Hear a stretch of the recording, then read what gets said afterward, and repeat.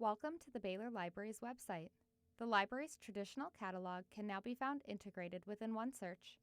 You can still find books and other items by author, title, and keyword, just like you could in our previous system, BearCat. In this brief video, I'll show you how to use the features and tools that BearCat offered in our new system.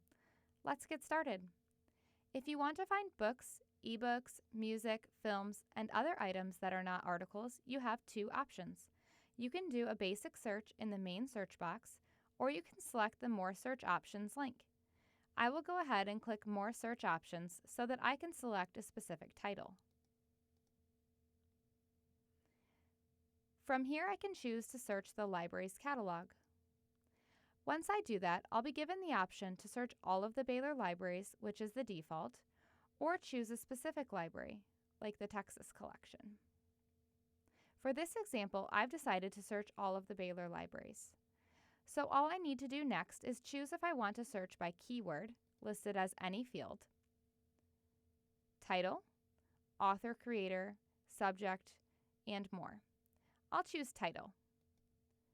Now I can choose to search for titles that either contain the words I'm going to type in any order, or titles that are exactly what I'm going to type in.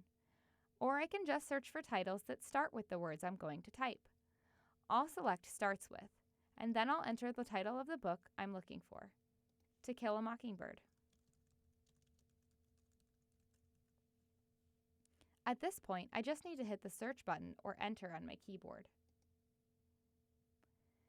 If I want to limit my search results to show only physical materials, I can choose Held by Library on the left side of the screen. If I want to limit my results to show only online materials, I can choose Available Online.